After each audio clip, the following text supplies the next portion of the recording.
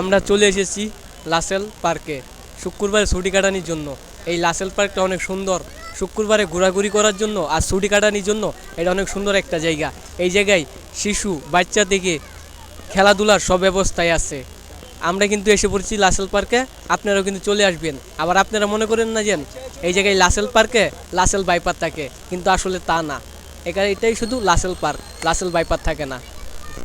লাসেল পার্কে শেখ লাসেল পার্ক, এই জায়গায় একজন মানুষ দেখতে পেলাম, অনেক মন খারাপ করে অনেকক্ষণ ধরে এনে বৈশাল হয়েছে।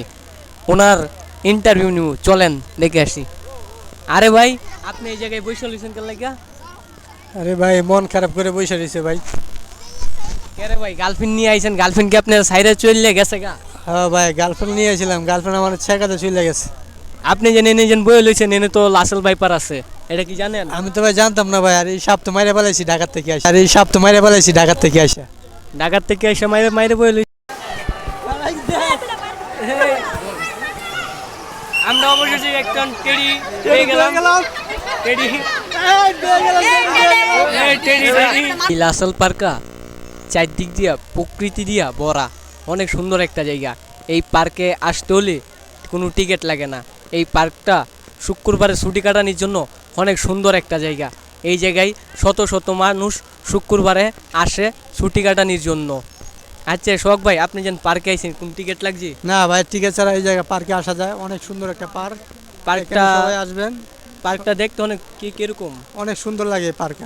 পার্কের মধ্যে কি কি জিনিস আছে? সব কিছু আছে, জায়গার মতো অনেক কিছু আছে। অনেক মানুষই দেখেন, পিছনে অনেক মানুষ এখানে ঘুরতেছে। এই জায়গায় একটা কুকুর আছে, কুকুরের মধ্যে লীল পদ্ম ফুটটা লইছে। সবাই আসবেন এই লাসেল পার্ক, অনেক সুন্দর একটা জায়গা।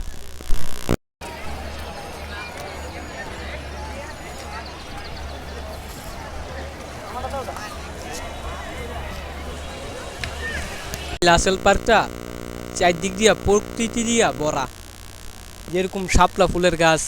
এই লাসেল পার্কে আসতে হইলে কোনো টিকিট লাগে না, কোনো কিছু লাগে না। এই পার্কটা ছুটি কাটানোর জন্য অনেক সুন্দর একটা জায়গা।